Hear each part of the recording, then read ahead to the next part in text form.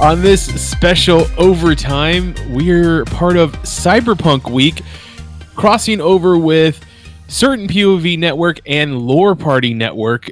Please go check out their special episodes that they are also talking about Cyberpunk.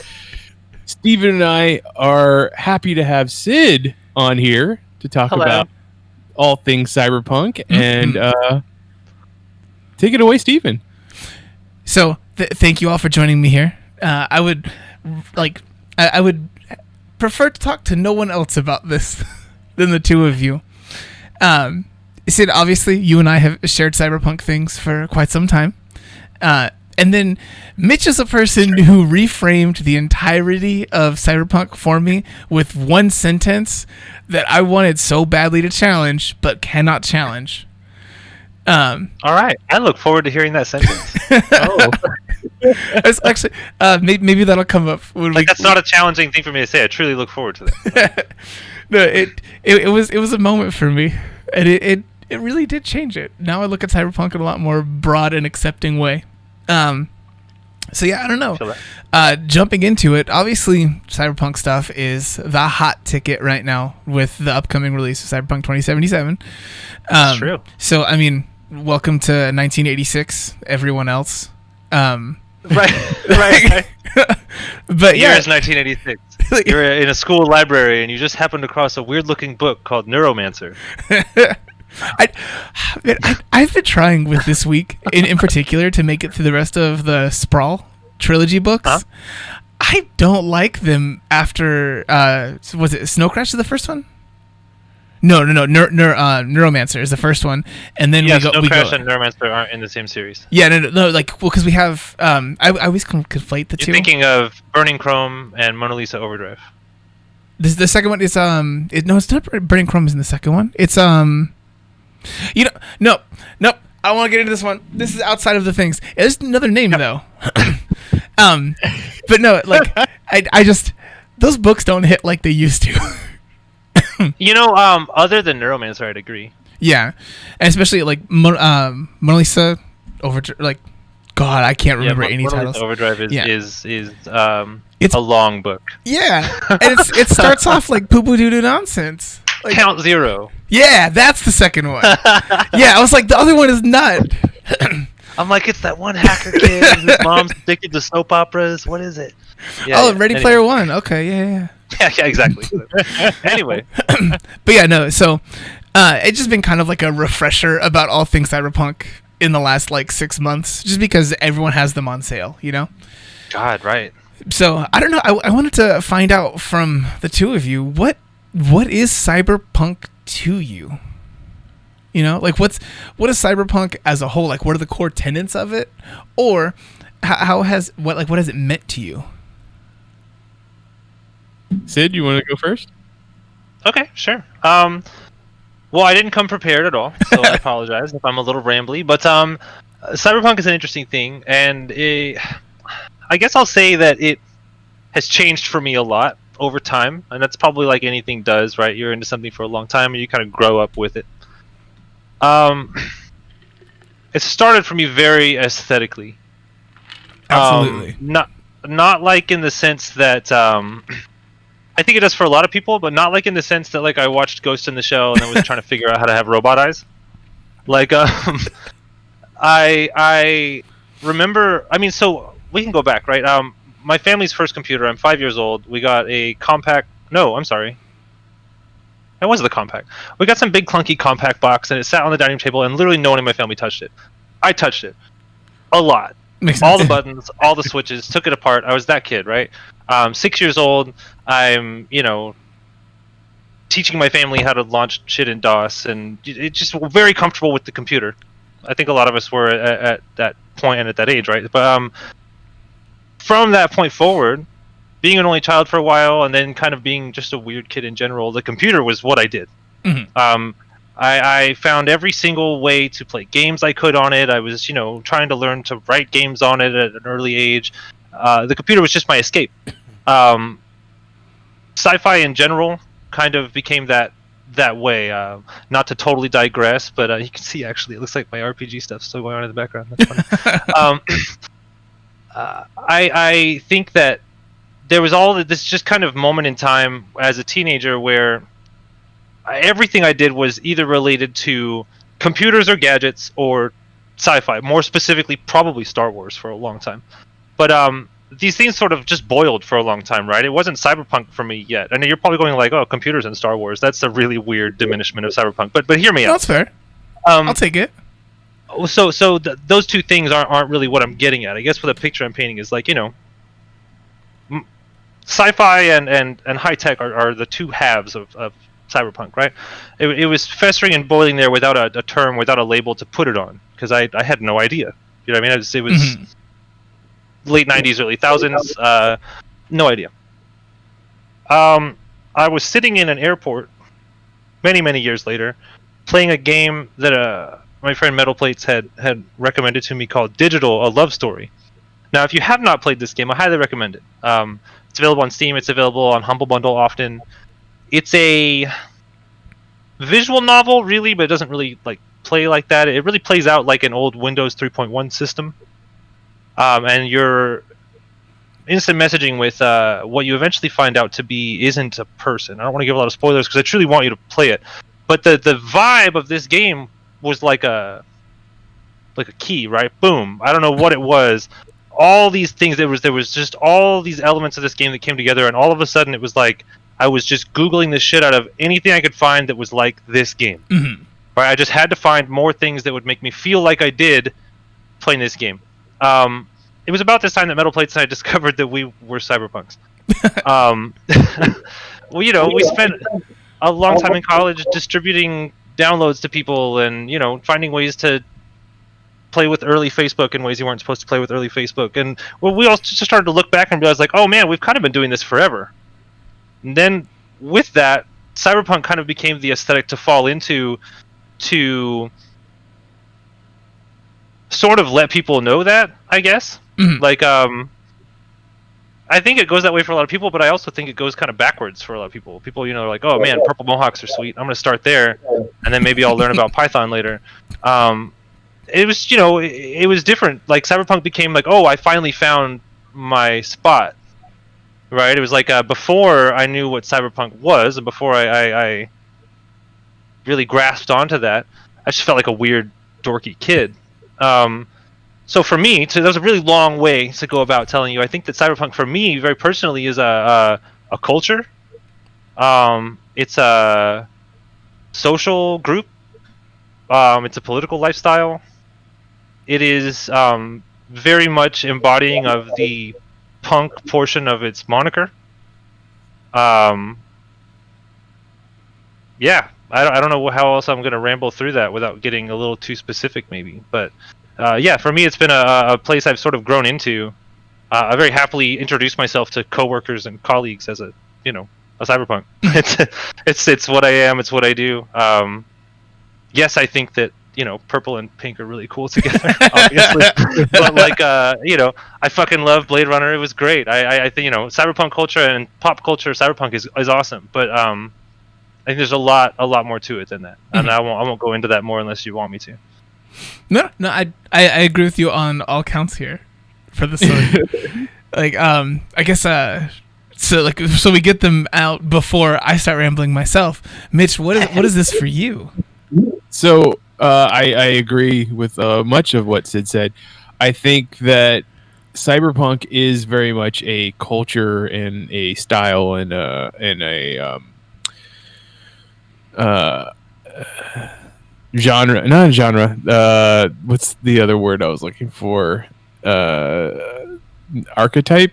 No. An aesthetic? An aesthetic. Thank you. An aesthetic. And she's sitting in a purple and pink room. What I would, how I'm introduced to it is through movies. I mean, I don't play video games all that much, and reading books like regular novels doesn't happen too often. Comic books, yes, and there's plenty of cyberpunk in that too. Which I think what happens is that to get the cyberpunk aesthetic into a storytelling medium, you need another genre to attach to, and this is where this is the aforementioned part that Stephen was talking about. More often than not, cyberpunk is attached to noir, classic noir storytelling, and there is that feel of the grittiness and a person having to solve something, but then you come across the lifestyle and culture of cyberpunk, and now we get tech noir, which is definitely the term that has come to be. Right, your Blade Runner style cyberpunk. Mm-hmm. Blade Runner style, Terminator, all those things, and to me, noir storytelling is one of my favorites. So I love that I get to cross the sci-fi genre with the noir storytelling. Absolutely. So first season of Altered Carbon was one of my favorite shows ever. Like just great. I loved all of it, the look of it, the feel of it, the general storytelling. Second season, not so much, but We agree there. Yeah, no, it's unanimous, and Netflix agreed. yes, they did. Not to digress at all there, just for the quick moment. That's a perfect example, though, of where the aesthetic starts to outweigh the meat of the thing, and it loses all interest. Mm-hmm. Yeah. Continue. Which is saying. I don't crazy. mean to... For Altered Carbon as a series to have been like the thing that fell, because oh boy, do those books go deep into like the meaning side of things. I mean, I'm sure they didn't want to get they weren't going to ever get too much into the meaning side of things. It's Netflix. Like it's we need to have stuff go on that just so that people will watch it, and I don't know. Either way, but that's cyberpunk means to me is I'm going to get a cool noir story. Mm-hmm. I think 9 times out of 10, I'll definitely agree. Yeah, the time I was actively shit talking noir as a thing, because I never liked any, like, even like the quirky noirs, like the Dresden File books or anything. I Not never. all noir has to be narrated. Like, you're an Akira fan, aren't you? Yeah, but like that one is it's not a noir at the end of the day. Like for the movie, this is a longer video if we're gonna go into that one, because I don't think that it is. Like, don't get me wrong, you have some core tenets in the beginning. There's a kid who's like stolen from like a lab and whatnot, but I don't. I think it comes down more on this like transhumanism kind of thing when they start going into like what is existence, later on. But it's not something that gets explored in the movie, I guess. So I don't know. I'm such a tangent magnet. No, you're good. This is what conversation should be. But yeah, like I was actively talking shit about noirs, and Mitch was like, pretty much all cyberpunk things in popular media are noirs. And I was like, he's right. I started off by like, no, they're not. Yeah, no, if that's the big sentence, buddy, welcome to the party. No, but you know what? First, before I say this, I want to say, Mitch, please finish your thought. Was that the end of your thought? That was the end of my thought, yes. Okay, I just wasn't sure. So I will say, to branch off from that, while I do think that you are right, most cyberpunk media is noir, at least noir adjacent, right? Yeah. I think the things that boil to the surface for noir, like the stuff that hits like the pop culture mass, But what? Can I pose a question here? Absolutely. Yes. How could you? So, what? As a genre, right? So if you're going to say that is cyberpunk, right? You're looking at something and you say, I could put that into my library under the tag cyberpunk. Maybe that's not the only tag, but it is certainly a valid tag, right? How far does that reach for you? No, it goes so far into things that I don't think anyone would agree were cyberpunk in any way, shape, or form. I think that's probably fair of a lot of people who really like the genre as a whole. I think it probably means, it probably stretches into some weird places in different ways for different people, right? Mm-hmm. I mean, hell, that movie Her exists. Yeah. Hello. Absolutely. But see, that's another fun example, right? Very cyberpunk. Mm-hmm. There's not a gun in sight. There's really, I mean, while there are super corporations and there is, somebody dealing with financial crisis and personal stress, all, huge tenets of cyberpunk, it's really about as polar opposite as you can get from the Terminators and Blade Runners we were talking about just a moment ago. Mm-hmm. One that I like to throw out in these conversations often is X-Men, the animated series. Excellent cyberpunk series. Why would anyone disagree with that one? It just happened to me before. People are just like I think I just brought it up now to think like a lot of people see superheroes and don't realize that a lot of their favorite comic series are heavily cyberpunk, and then they start to think about it and they're like, oh yeah. I guess a series where cable exists has to be a Cyberpunk series, right? No, anything, I guess, pre 2010 in comics for X-Men, I would say falls into that. Oh yeah, deeply. Now I don't know. Now it's they're all over the place. It's just it's Macbeth half the time. Well, but I mean, there's a lot of it in comics, though, right? I mean, Iron Man as a series is a fantastic Cyberpunk series. Mm-hmm. It's about a fucking super rich corporateer who uses technology to do whatever the fuck he wants. It's very Cyberpunk. Yeah. No, for me in Cyberpunk, I don't know, the kind of thing that always stuck with me and were the most interesting elements of it that is pretty much the connective tissue for anything that I would say falls away from the middle of Cyberpunk even. It's always the things that are, like I was saying before, like the transhumanism kind of thing. Something that's like, what is a body to existence, and what is existence to a body? Like, anything that starts pulling at those threads and happens to do it through, like, to start the process of that conversation through technology, typically falls into Cyberpunk for me. Oh, definitely. I feel that. Those are the things that hit me the most for those. Like, even when we started, we started reading those kinds of things in like the later Ender books even. I'm like, no, yeah, sure. This is that for me. Like every single one of my networked devices here in my house, and this makes it very confusing, but every single one of my network devices is named Jane because that was the name of the AI in the Ender books. All of them are named that. Oh, that's funny. But it's fun for me. So I love it. So like those are the things that always got that for me. That's why Altered Carbon was such an interesting one for me, for all of its faults and flaws, because there are plenty of things in that I just don't give a shit about. Like any of the times posthumanism is a great example. I think that is a huge trope that you can have posthumanism and transhumanism ideals. Personally, make a cyberpunk story without ever seeing an LED or a robot or anything in the film, without seeing technology in the film or the story or the whatever. I would definitely agree with that. Like that's what that one is for me. So I don't know. I don't want to belabor that one too much or anything. I guess. I'm just curious. For some people, it's very much. I'm curious what Mitch has to say about this. So would you also consider the series Mr. Robot a cyberpunk story? I'm going to have two answers for that. I think it's a story about a cyberpunk. Yeah. Okay. But I don't necessarily think that it is itself cyberpunk media. Does that make sense? Yeah, no, that does. I definitely think it's a story about cyberpunks, 100%. Yeah, but the struggle is different. The world is too now. But I mean, isn't that the issue? Is that our world now is getting more close to what Cyberpunk in 1986 was? So okay, now very true. Now I think we are also stumbling upon what I think is the problem with Cyberpunk having a genre name. Is that so Cyberpunk is firmly mired in that like teal and pink kind of like color aesthetic and idea of what the stuff in Hollywood is. For sure. Yeah, like, sure, for sure. Like clunky, like 3.5 discs. Like it's this specific idea of things, and even the concepts that are dealt with in there. I mean, Cyberpunk as an idea is something that's inherently like xenophobic, stuck in the idea of the 80s and the idea of like Asia taking over because they're the ones producing everything.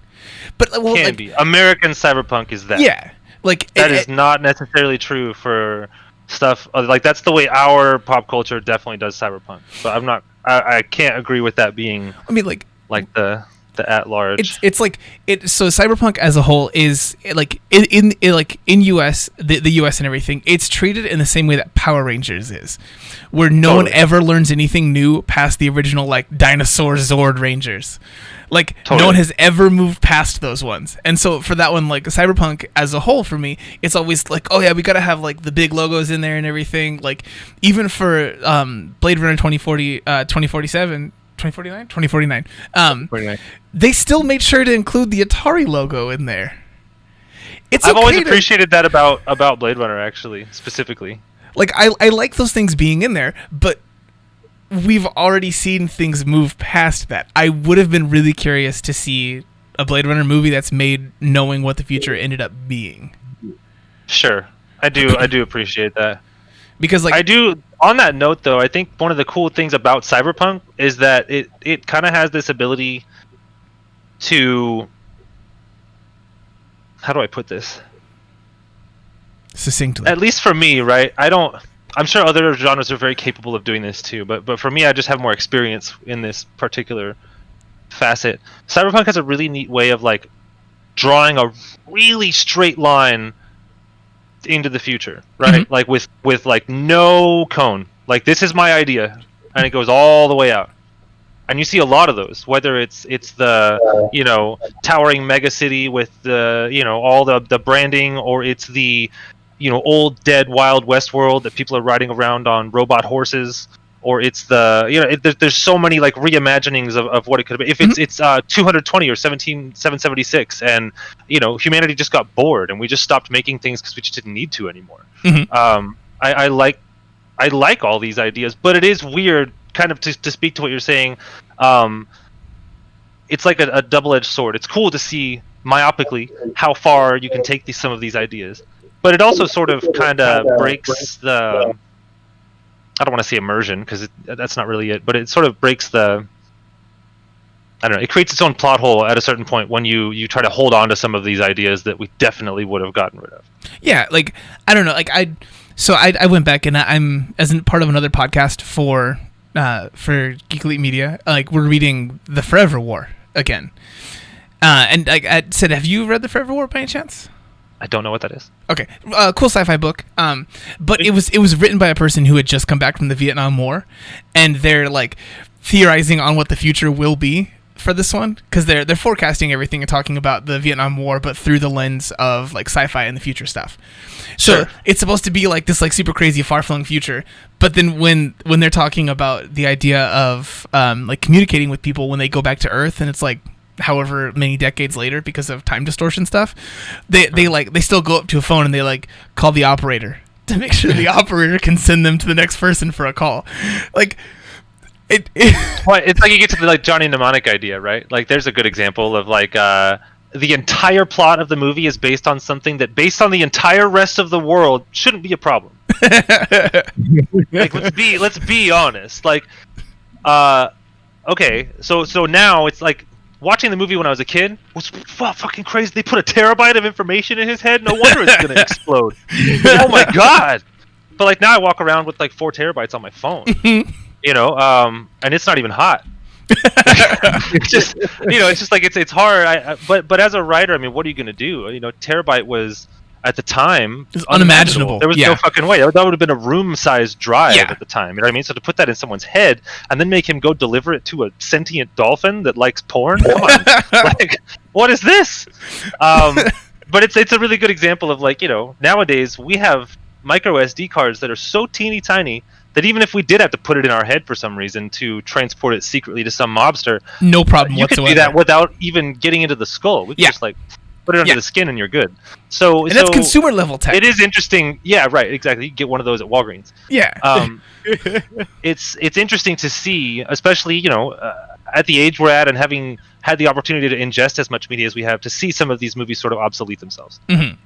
Or I guess not obsolete themselves, but to see time sort of obsolete these movies. Yeah, I think a lot of like horror movies, by and large, all horror movies from the past, and then a lot of sci-fi movies, pretty much all of them are all fixed. Their problems are fixed with the invention of smartphones. Yeah, done. Like I haven't found an older movie yet that's just like, okay, no, doesn't fix the problem. For sure. But no, I guess, like, I don't know. I like having all these conversations. I hate that there's any kind of time limit for having to do these things. The time limit is only what you make it. I don't want to keep Mitch up too late.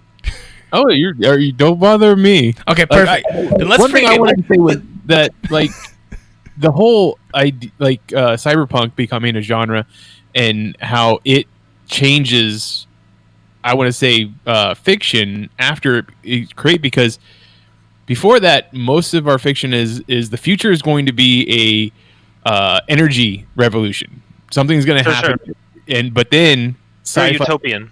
Yeah, and then sci-fi becomes, after cyberpunk, it becomes all of an information revolution, which is what we kind of have in real life. Absolutely. Like how we deal with that. Like, we still have issues with power. We are constantly, as you both brought up, being able to store more and more information into smaller and smaller devices. So like, right. that is definitely one way that it helped predict the future. Yeah. Oh, absolutely. Absolutely. I do remember. Well, even things like, think about Neuromancer. At the time, the idea of a drug-addicted programmer for hire was edgy. That sounds like you're talking I'm about sorry, programmers that's now. I was gonna say that's the whole hiring pool of contractors in the world. That's all of us. Like, it's just it's weird, and then it kind of begs the question though too. It starts to make you wonder. Is it self-fulfilling prophecy? Right. You can't help but wonder, especially because like we got started this whole conversation with the very lifestyle aspect that surrounds the media of Cyberpunk. Mm-hmm. Just like I said before, it's very punk, true to its name. There are, I do this. We meet in little groups of ourselves and sit around and stew about the world. You know what I mean? Like we sit around and do the mad at the world punk thing, and then we take that back to our very highly skilled skill sets, and and sit down and have all this media that we're supposed to not try to emulate. Mm-hmm. You know what I mean? Like, how am I? I don't know. I'm a 19-year-old kid, and I'm addicted to LimeWire, and all of my college friends are buying stuff from me that they can't get from themselves. And the only way I can really deal with this is to maybe have an Adderall problem. And like, oh my God, I'm now Case. What just happened? Do you know what I mean? Well, but it happens. yeah. It's weird how that happens, and you just go like, oh shit. Mm-hmm. Did the book make me this, or am I just like the character in the book? No, I'd absolutely agree. That's the Holden Caulfield question, right? It's the same idea. I don't know where to draw the line between the things that I liked, me liking those things because I would have wanted to become those things, or those things making me become those things.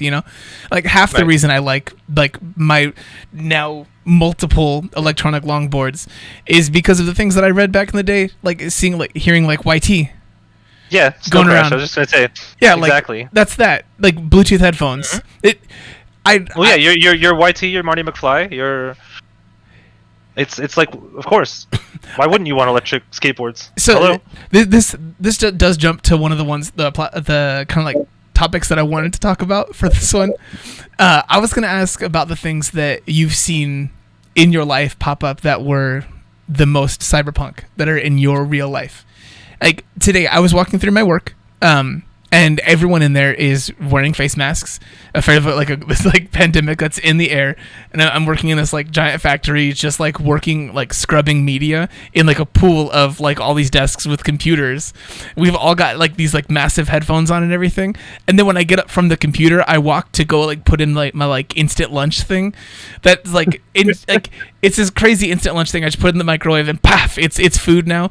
And the whole time, I never stop being in contact with my fun media that I'm carrying on my supercomputer in my pocket, that I'm listening to on wireless headphones. Yep. Fuck yeah.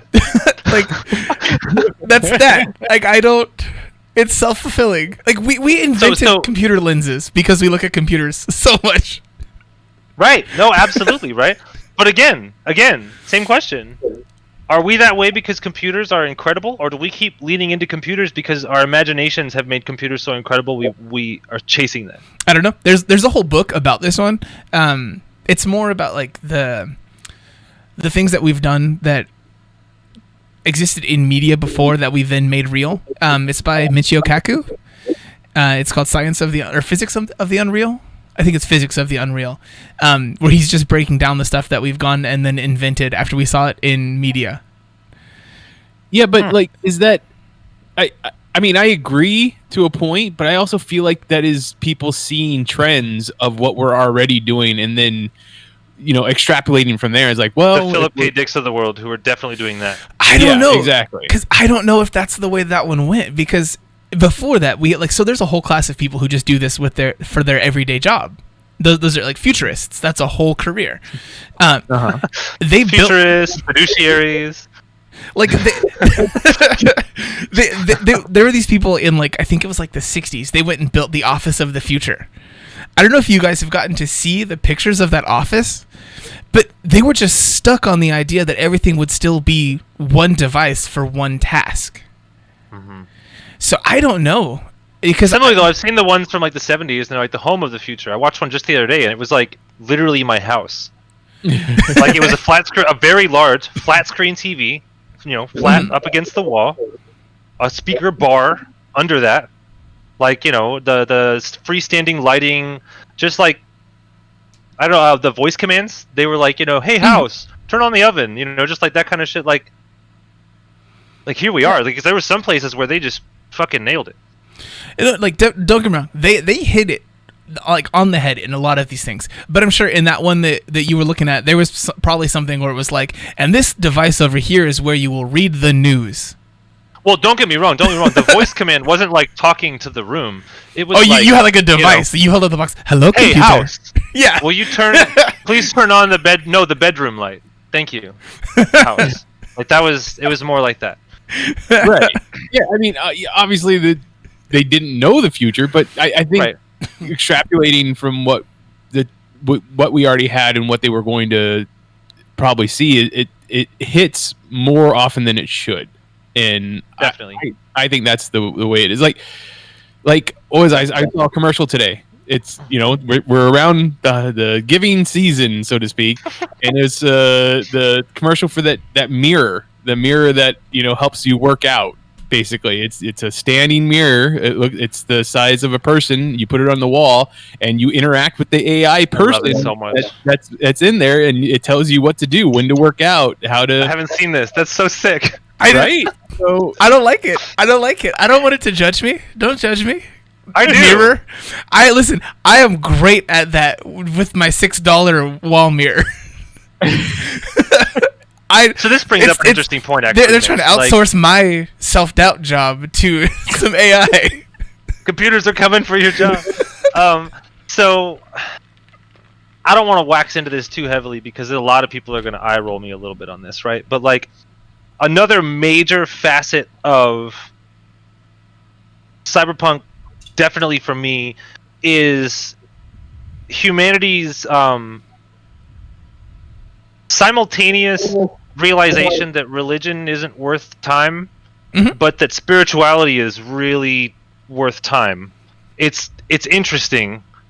It's interesting. I don't know how to put that. Like witchcraft, the occult, those kinds of things are very heavy themes in Cyberpunk often. But organized religion isn't, unless it's a cult.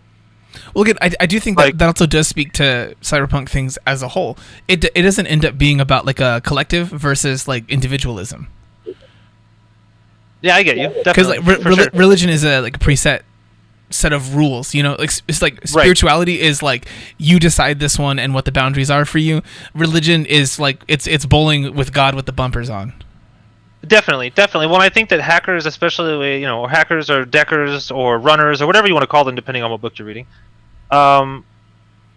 really are written the same way that you would write a witch or a wizard. I mean, they're the same at the end of the day. It's a person who isn't necessarily doing magic, but to anybody who doesn't do what they do, it's definitely magic.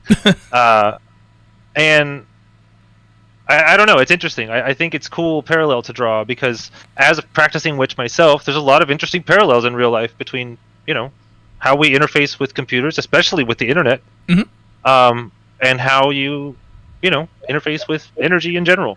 Listen, there's a power in a name in both like magic, right, literally that. But also knowing what what the file extension is. Right. I mean, shit. Exactly. But scrying, I mean, let's think about things like that, right? Like, magically speaking, scrying is just looking at a bunch of indecipherable information and deciphering something from it. I mean, dude, okay, you want to talk about where things in real life play in? Yes. I've been in IT for like I've been in IT for a long time at this point. I'm doing some sort of tech job. I used to work for the government at a neat little small business called Raytheon. Just a tiny little startup. This is mom and pop. It's a little startup called Raytheon. We used to joke. Okay, so when I had that job, another wonderful piece of Cyberpunk media, a series, whatever you want to call it out there, a Metal Gear Solid, was on my mind a lot. Because I was literally Otacon I was the expendable IT person in the back of the room while literally DARPA and the Navy are on the other side of the room looking at some new smart bomb. Mitch literally Mitch DARPA. is nodding his head so hard because this is Mitch's life as well right now. Yeah, right? Yeah, for real. So, I don't want to talk about a lot of things there, and I don't want to digress for so many reasons. But my head, I was alone a lot out there, right? I used to wander this 5-mile base by myself, server room to server room doing things. And this was a very Cyberpunk experience. Again, bring up the electric skateboard. I had headphones on, cruising across the base on the skateboard, server room to server room. I beat my badge. I'm 3 basements down, eating fucking ramen out of a microwave next to some guy who has a picture on his desk where he was one of the guys that, shot Osama. And you're like, what the fuck? Like, where am I right now? Okay. You sit down at a computer to help somebody out and it pops up and it's like, Pentagon eyes only. And you're like, I gotta go. Like, see you later. Because you just know at any moment, like you're like there, you just know any moment you're gonna be like, hey, it's fixed. They're gonna be like, great. Would you just look into the end of this gun for us? Yeah, right. Like bam, you're getting a message from the Dixie Flatline. It was a weird next experience thing you know. to know. I say all this to say though, like it was a weird feeling to know that a literal super corporation, a multinational, multi-governmental, government-independent weapons corporation had the right and ability to at any moment close those blast doors, to at any moment turn off that basement elevator, to any moment close the gates. Happened many times when things happened that they just didn't like. We weren't allowed to leave. Nobody was allowed to come in. And that's fine. That's their procedure. It's security. I'm not complaining. Mm-hmm. But it was a very odd feeling and a very fringe kind of feeling to talk about odd real life cyberpunk things, to know that a corporation could sit on so much fucking power by itself, for starters, and that it truly has complete control over the people that work for it, like as far as their well-being and their futures. It was very, very alarming feeling. And that whole corporations run the world vibe is strong in Cyberpunk most of the time.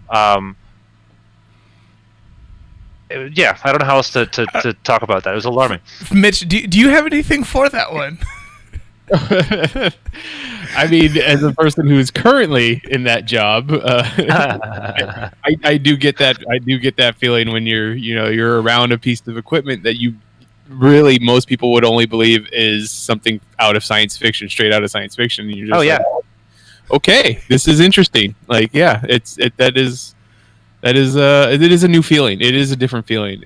But honestly, I kind of, just to step back just a second, something that you said a second ago, Sid, with the whole, the characters in Cyberpunk being the same as wizards and stuff like that. Oh, yeah.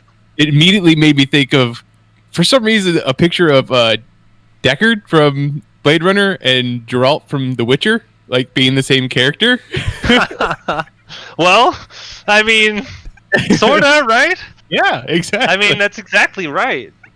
But that then, I mean, not to loop back and back and back, but that then goes back to kind of what you were saying before. Cyberpunk by itself, I was going to save this to the end because I liked what you said at the beginning, but I'll just say it right now. Like, Cyberpunk in itself isn't a genre. It's an added adjective, right? Cyberpunk by itself doesn't stand alone as a thing because it's really not. Looping back to it being, it's a lifestyle. It's a real culture. It's a real thing. People are going to get mad at me about this, I'm sure. If you're watching this, listening to this, I'm sorry. This isn't steampunk. Yeah, no, steampunk is this just isn't a the dress-up aesthetic. game. Yeah, you put right. This isn't cosplay. While it does have those people and those elements, I'm sure. I mean, we all know it does. I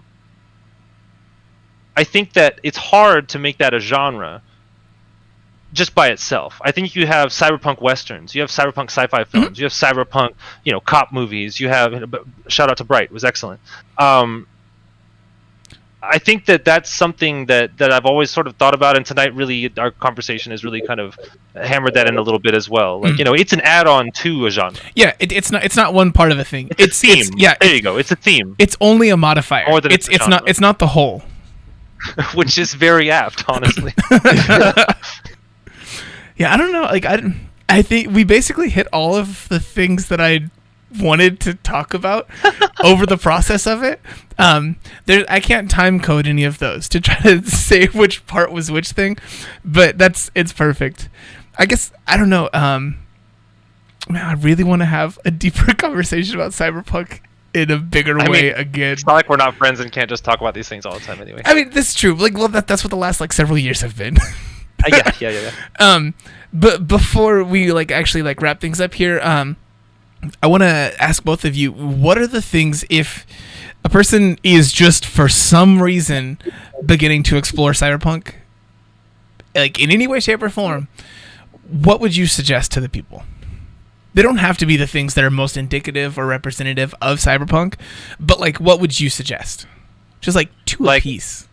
Like if somebody said, "Hey, I think Cyberpunk's interesting. What should I watch, read, listen to, etc.?"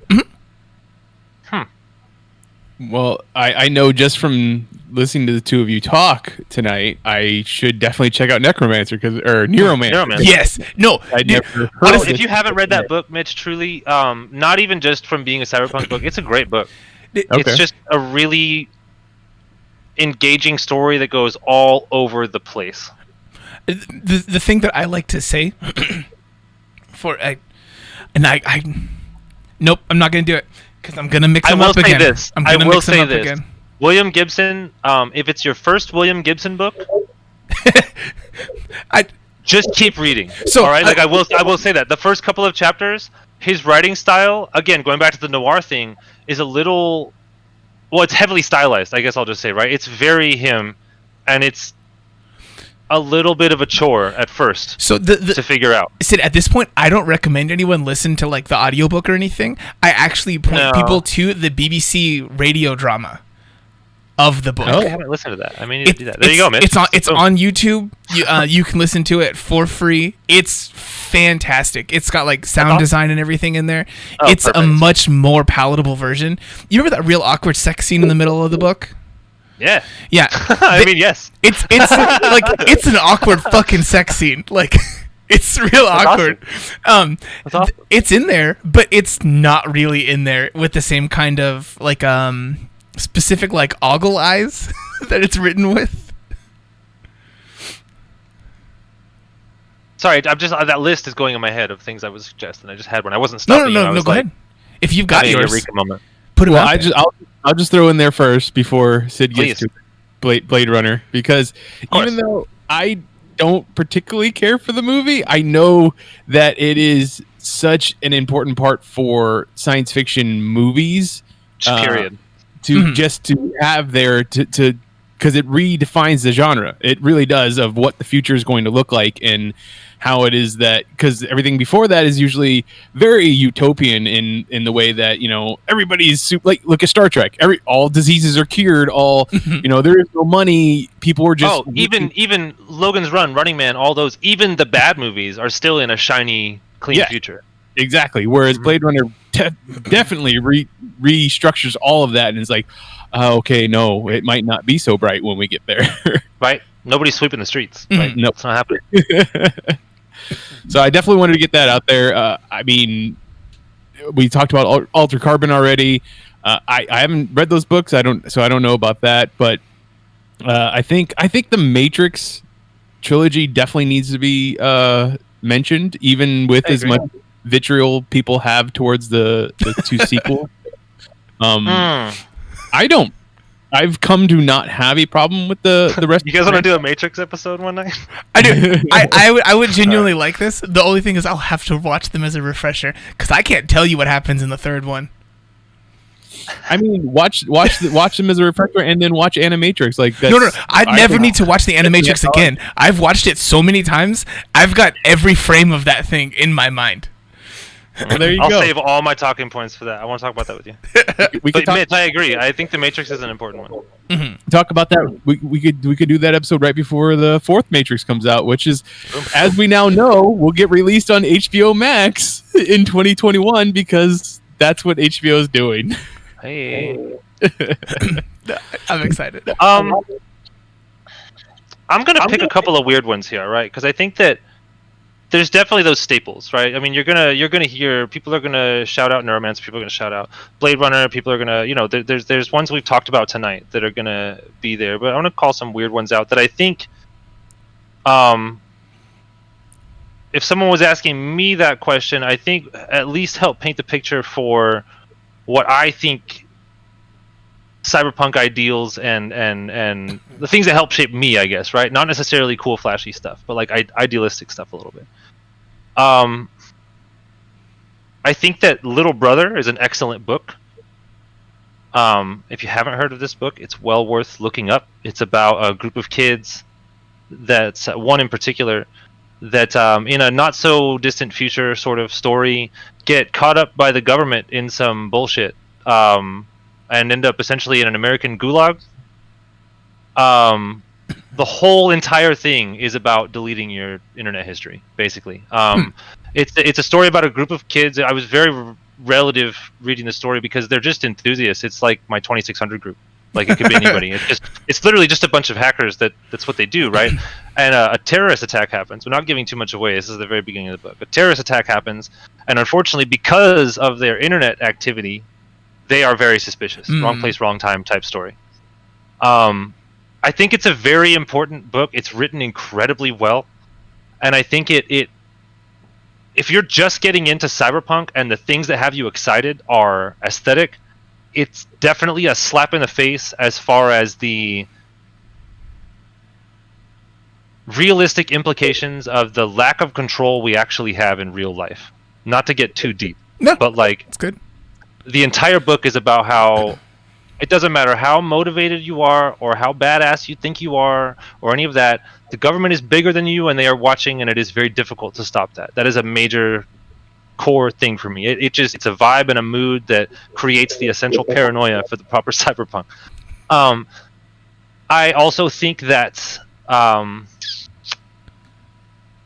we already talked about Digital, A Love Story, available on Steam. Excellent game. Again, very much a mood setter. I'm not gonna run people away. You know what I mean? Very approachable, very cool.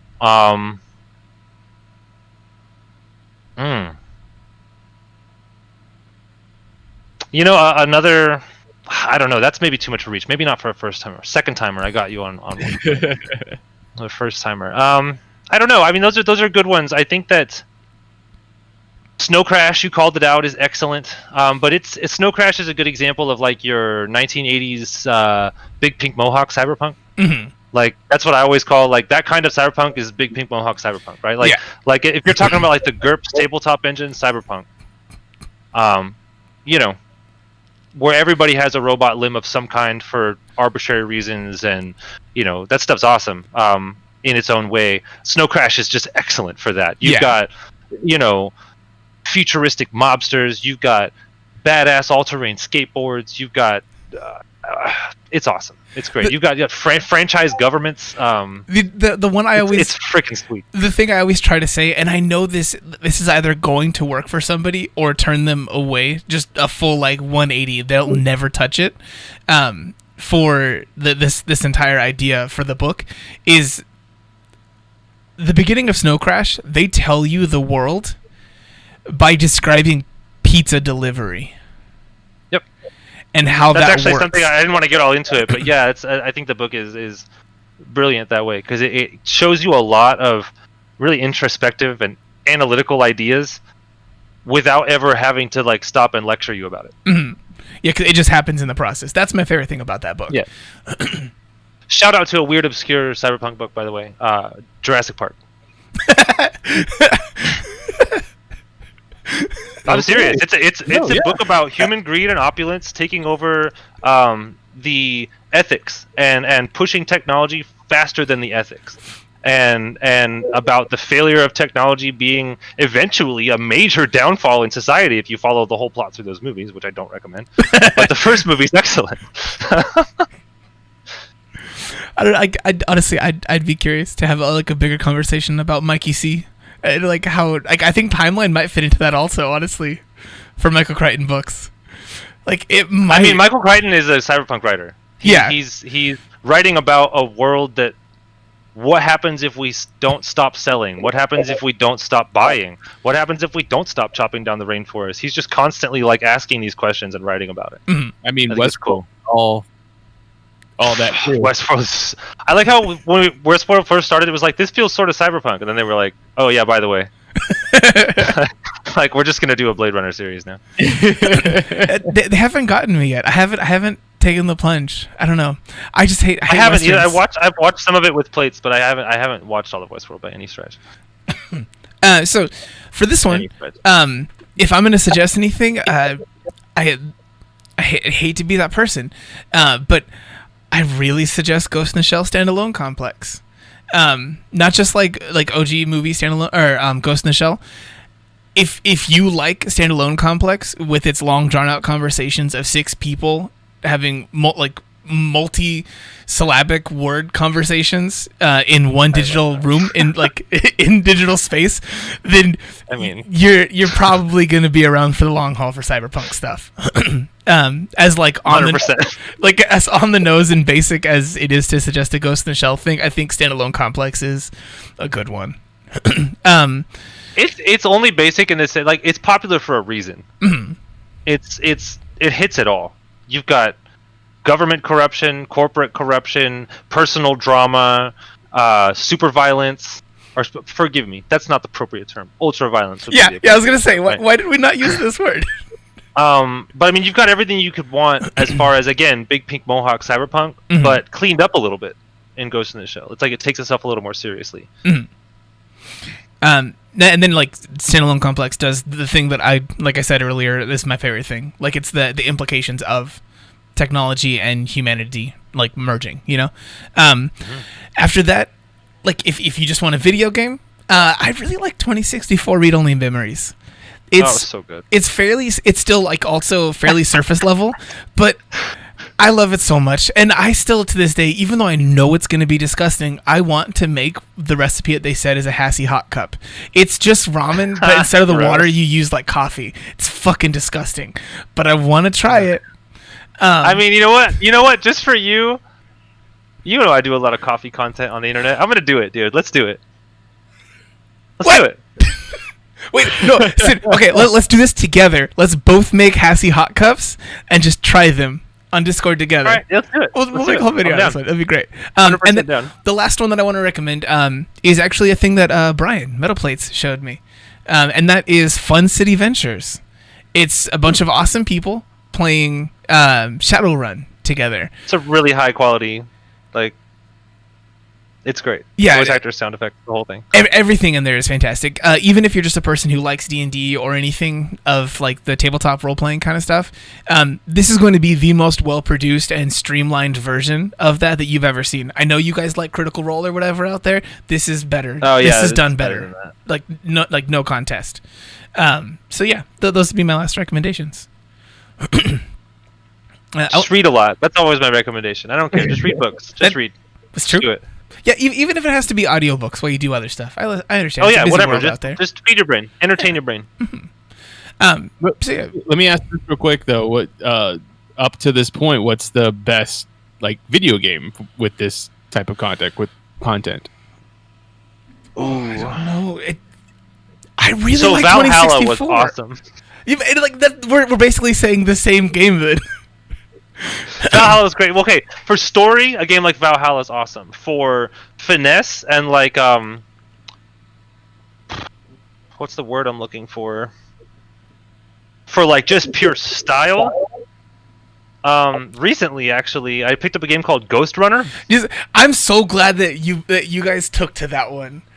It's simple, but it's honestly, if what you just want is flash and badass cyberpunk aesthetic, it does all that really well without being purple once. I'll take that one.